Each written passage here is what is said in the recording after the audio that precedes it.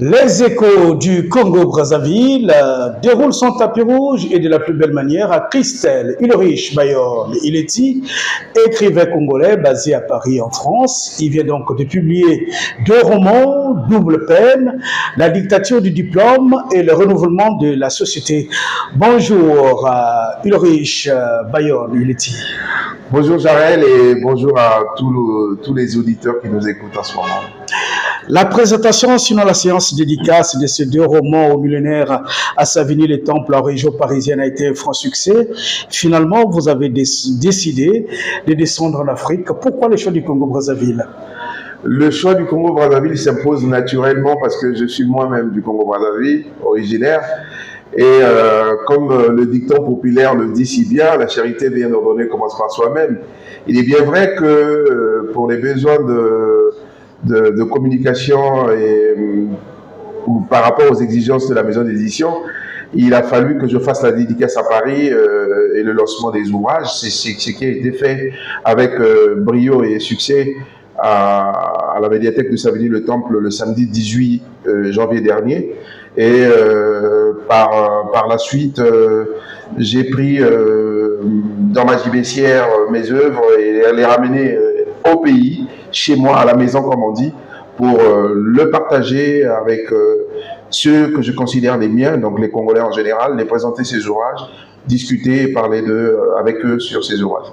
Et comment se dessine donc le programme à Brazzaville, la capitale congolaise? On va faire pareil qu'en France. Je viens d'arriver et donc on va regarder comment faire le lancement, comment organiser le lancement en France, c'est-à-dire trouver le lieu, l'endroit, le jour, la date pour faire le lancement comme on l'a fait en France. Le lancement va se dérouler en 3 phases. La première phase sera la présentation des ouvrages, suivi de l'entretien avec tous les invités qui seront là ce jour-là. On va discuter autour de ces œuvres. Je reprendrai toutes les questions. Dans un second temps, nous vendrons sur place des exemplaires que je dédicacerai par la suite. Et enfin, il va y avoir une collation, histoire d'agrémenter la cérémonie qui va s'y dérouler. Je pense que dès le début de la semaine prochaine, nous aurons la date et le lieu et on communiquera. Alors, parlons de la dictature du diplôme et le renouvellement de la société. Monsieur Christelle Ulrich Bayon Ileti, qu'est-ce qui est prévu du côté de l'université Marion Wabi ou d'Enis Sassou Nguesso, puisque vous séjournez à Brazzaville? Ouais. Je ne vais pas mettre la charrue avant les bœufs, mais il n'empêche que c'est dans le projet. Ce livre est un livre qui intéresse pas mal des professeurs qui sont à la fois amis de l'université Marion Wabi, avec qui je suis en train de discuter pour voir la possibilité d'en faire un débat, un échange avec les étudiants au niveau de l'université. D'ailleurs, hier, j'avais une séance de travail à propos avec le directeur de cabinet du ministère de la Culture, qui est lui-même aussi enseignant à l'université Marion Wabi, avec le professeur Benarme Iloki, qui est le président du Livre du Congo, professeur aussi à l'université Marion Wabi. Nous allons voir dans quelle mesure trouver un temps de partage intellectuel, d'échange culturel entre l'auteur que je suis et les étudiants à l'université Marion Wabi. Tout ça, nous communiquerons dès le début de la semaine prochaine. Comme on vient d'arriver, on prend le temps d'arranger et de mettre en place la feuille de route. Christelle Ulrich Ileti, pourquoi la dictature du diplôme et le renouvellement de la société? C'est tout simplement parce que le diplôme, c'est une très bonne chose. Aller à l'école, c'est une très très très bonne chose, mais n'est pas penser que le diplôme constitue le seul Graal par lequel nous allons nous imposer comme personne sachante, comme personne qui a le monopole de la vérité et de la connaissance. Non, le format qui est le nôtre aujourd'hui dans l'espace francophone, il n'est pas propre au Congo-Brazzaville, même si je suis congolais, mais je parle de l'espace francophone en général, parce que c'est l'héritage que nous avons du colon français. Ce format est aussi en France, est une réalité aussi bien en France qu'au Congo-Brazzaville. D'ailleurs, dans ce livre, le prologue, la préface et l'introduction fait une part belle à ce côté historique de l'héritage que nous avons du colon français par rapport à ce format. Ça a constitué, rappelez-vous, Jarel, quand vous étiez enfant, ça c'est sûr, c'est indubitable que vous l'avez entendu de vos parents qui disaient que mais si tu pars pas à l'école, tu réussiras pas. Si tu pars pas à l'école, tu vas pas. Si tu n'as pas de diplôme, ta vie, tu vas pas le réussir. Donc, d'entrée de jeu, on a érigé le diplôme comme le visa du paradis social. L'ascenseur social était ponctionné ou ponctué par l'obtention d'un diplôme. Et ça nous a forgé un mental où on a été obligé de rester très longtemps, des longues années quelquefois à l'école, en vue d'obtenir ce diplôme qui devrait constituer comme étant le visa par lequel on devait réussir. Et finalement, toutes les portes sociales possibles qui permettent à l'homme de se valoriser socialement ne sont ouvertes que lorsqu'on présentait ce Graal qui était le diplôme. Dans la fonction publique, on exige le diplôme pour être engagé, dans le privé, dans les administrations, un peu partout, que finalement, le bilan nous a démontré que quelquefois, ceux qui avaient ce diplôme étaient plutôt dépourvus de toute compétence et les missions assignées n'étaient pas menées à bon escient. Et donc finalement, le diplôme s'est révélé comme étant une très bonne chose, mais pas nécessairement la compétence qui devait permettre à ce que les choses fonctionnent normalement. Et donc la dictature du diplôme, c'est un plaidoyer, un constat de cette caste des gens qui sont formés, qui est une très bonne chose. Hein. Je ne critique pas ceux qui sont formés, je ne critique pas non plus les diplômes, puisque, comme je me plais à le dire, je suis moi-même diplômé. Non, mais c'est juste que cette caste s'est imposée dans la société comme étant les seules personnes vers qui tout le monde doit se tourner et les seules personnes qui doivent obtenir la valeur dans notre société. Et cela a discriminé les personnes qui n'ont pas obtenu les diplômes, mais qui peuvent être dotées de compétences, et cela a mis à l'écart d'autres formes d'intelligence pour pouvoir s'exprimer. Donc ce constat étant fait, j'en fais un plaidoyer et je fais des propositions pour qu'on essaye de reformer ce format et donner la place à une société plus inclusive où toutes les formes d'intelligence peuvent s'exprimer. C'est le sens de la dictature du diplôme. Donc dictature, c'est un peu fort, mais fort parce que le sujet est autant fort que le concept. Il faut qu'on comprenne que les diplômes ont imposé, dans le livre, je le qualifie d'une caste, de la bourgeoisie intellectuelle. Ce que d'autres appelleraient l'intelligentsia. D'autres vont appeler les leaders. Mais en fait, on est leader parce qu'on a les diplômes. Mais est-ce qu'on a nécessairement les compétences qui sont les seuls sujets requis pour faire émerger notre société? Je recommande ce livre et je pense que c'est un appel à discussion. Le livre n'a pas pour objectif d'imposer une nouvelle dictature d'acceptation intellectuelle, c'est plutôt le livre pose un sujet, pose un débat, ouvre un débat et discutant et essayant de reformer ce format. Et voilà, c'est le sens de la dictature du diplôme et le renouvellement de la société. Christelle Ulrich Bayonne, il est dit pourquoi double peine? Double peine, autrement dit, deux sanctions, autrement dit, sanctionner deux fois. Hein. C'est une balade romanesque, c'est un roman qui a pour sujet principal un fait réel. Ça s'est déroulé vraiment dans la vie réelle, la vie de Ambétos. Ambétos, qui est le personnage principal dans ce livre, a été frappé de plein fouet par une double peine, mais pour des griefs qu'elle n'a pas fait. Parce que on ne frappe d'une peine qu'une personne dont les griefs ont été avérés et que le juge a décidé d'infliger une peine. Sauf qu'Ambétos n'a eu de grief que sa façon de briller dans la société dans laquelle elle évoluait, que son intelligence qui était débordante, que ses qualités sportives qui étaient au-delà de l'entendement et au-delà de la moyenne dans la société dans laquelle elle grandissait, toutes ces qualités réunies pour une seule personne a attisé la jalousie autour d'elle. La jalousie va donc pousser à un groupe de sorciers, disons-le comme ça, à jeter un sort à Ambetos qui avait tout réussi.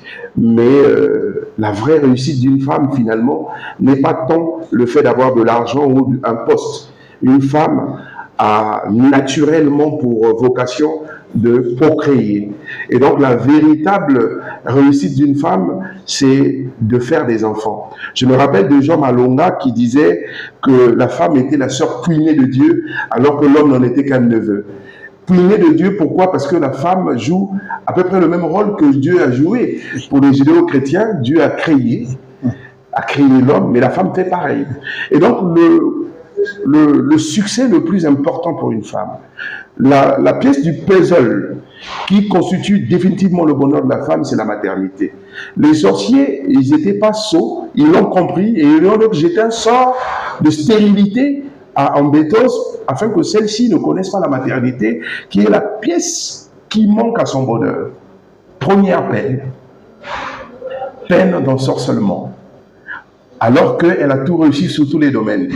Et finalement, cette triste histoire d'Ambetos est très réelle, elle est très vivante, elle nous parle tous les jours. Nous avons des femmes qui ont réussi dans les affaires, qui ont réussi en politique, qui ont réussi dans la recherche, dans la science, partout dans le commerce, mais finalement tout ça ne leur confère pas le bonheur quand ils n'ont pas pu avoir un enfant. Parce que l'enfant, finalement, c'est ce qui donne à la femme son attribut de femme. Et Ambetos, ayant compris que naturellement, elle ne pouvait pas avoir un enfant, elle décida d'adopter parce que finalement, et Dieu merci, que l'adoption est un modèle qui permet à toutes ces femmes qui ne peuvent pas enfanter de façon naturelle, au moins d'atteindre ce bonheur de maternité. On peut adopter, c'est légal. Elle adopte parce que ce qui manquait, c'est l'enfant. Malheureusement, et je laisse les lecteurs découvrir la suite, mais malheureusement, elle va être frappée pour une seconde fois d'une nouvelle peine, toujours par ces mêmes décideurs malheureux et méchants, qui vont jeter un sort à cet enfant adopté, qui vont l'ensorceler, et le sort était à pousser cet enfant à se jeter dans le Rhône. Sans problème, l'enfant, après une nuit du 14 juillet en France, où elle a participé au feu d'artifice à la grande place Bellecour à Lyon, avec ses copines, elle part manger au McDonald's de la place Bellecour avec ses copines parce que sa mère, Ambetos, l'avait donné 20 € pour manger, pour compléter le bonheur du feu d'artifice qui nous illumine tous les 14 juillet. Et là, le choc. Après avoir mangé avec ses copines, elle dit au revoir à ses copines, elle dit je rentre rejoindre ma mère, mais elle ne l'a jamais rejoint finalement. Parce qu'un esprit maléfique, un ensorcellement, un envoûtement, comme on le dit, poussa cet enfant de se jeter dans le Rhône. Et la maman, désemparée, elle n'a pas vu rentrer sa fille ce soir, elle a cru, pour une fille adolescente, elle a certainement continué la soirée avec ses amis. J'attends les aurores ou l'aube, j'entendrai la porte ou s'ouvrir. Malheureusement, elle n'est jamais rentrée. 2 semaines plus tard, l'enfant va être retrouvé dans le Rhône, jeté, suicidé et emporté par cet envoûtement des sorciers. Deuxième peine. L'histoire est assez tragique, assez sombre, mais le bonheur du livre, c'est qu'elle encense le courage et l'abnégation de la femme africaine en général. La femme africaine, en général, sur l'histoire d'Ambetos, c'est ici peint dans un tableau où on décortique sa force. La femme africaine est celle qui est capable de nourrir ses enfants quand bien même le mari ne travaille pas. Le mari n'a pas de boulot, le mari n'a rien, mais le soir, le feu va s'allumer, la marmite va se crépiter, les enfants mangeront toujours. La femme africaine, pour toi et moi qui habitons à Paris, généralement, elle est femme seule, avec beaucoup d'enfants dont le père ne se fait même pas voir. Mais pourtant, elle est capable de conduire ces enfants-là jusqu'à des grands échelons où ils deviennent des grands footballeurs, des grands musiciens, des grands cadres. Elle a fait toute seule. Elle a écumé des ménages, de ménage en ménage, des petits boulots pour ramener sa femme. Et la femme africaine a donc une abnégation, une force telle que, c'est ce que je dépeins dans ce livre, sur fond de l'histoire d'Ambétos, qu'il faut la mettre au panthéon des personnes les plus valeureuses de la société. Donc il y a une vraie balade où on encense la femme en général, mais il y a aussi ce côté où parce qu'Ambétos elle est congolaise, qui est née au Congo, qui a grandi, mais qui est allée aussi s'installer en Europe. Donc je fais là aussi, par ce voyage d'Ambétos, une rencontre de deux cultures, la culture africaine et la culture européenne, et j'essaye de mettre en place une connexion entre la modernité qui est celle d'Europe, mais aussi la modernité, moi j'aime pas l'archaïsme comme on l'a toujours considéré, qui est celle d'Afrique.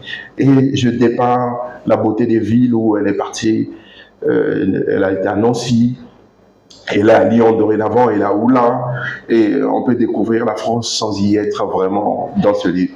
Donc, je le recommande encore à nouveau, et je pense que les personnes qui se prêteront à lecture en sortiront autrement. Double peine, la dictature du diplôme et le refoulement de la société. Deux cadeaux de nouvel an de la part de votre écrivain Christelle Ulrich Bayonne Ileti. Alors, après Savigny-les-Temples à Paris et Brazzaville, c'est quoi la suite? Est-ce que Pointe-Noire est dans la boucle? C'est ma dernière question. Pointe-Noire est dans la boucle et le Congo, on veut vraiment faire cette activité sur toute l'étendue du territoire, avec pour objectif de aussi faire renouer les Congolais à la lecture. Il fut un temps où le Congo était le pays le plus scolarisé de l'Afrique, fut un temps où le Congolais était grand lecteur. Ça s'est prouvé par ce qui est sorti des Congolais en matière d'écriture. Le Congo reste de loin le dépotoir indubitable des grands écrivains. Mais c'était grâce au fait que les Congolais lisaient beaucoup. Et d'événement en événement, de circonstance en circonstance, beaucoup de choses ont changé.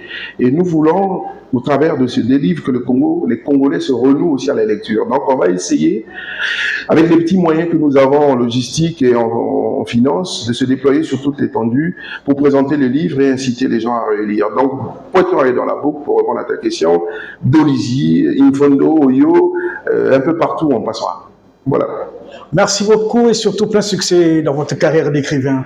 Merci beaucoup Jarel et merci à Vada Seval. Merci beaucoup et merci à tous les auditeurs à qui je recommande le livre. On peut trouver le livre sur Internet, on peut l'acheter directement sur Internet et on peut être livré au Congo, notamment sur l'hélicebleu.fr. C'est le lien, sinon sur Amazon, sur Fnac, on peut l'avoir. Mais au Congo aussi, on pourra le trouver en librairie à partir de la semaine prochaine. Librairie à Brazzaville, le Primo librairie Primo, avec qui nous avons discuté, et aussi librairie Le Monguier et librairie Paris à Pointe-Noire. Et on essaiera de trouver les moyens de distribution au niveau du Congo-Brazzaville. Donc, achetez le livre et lisez. Merci. Merci beaucoup.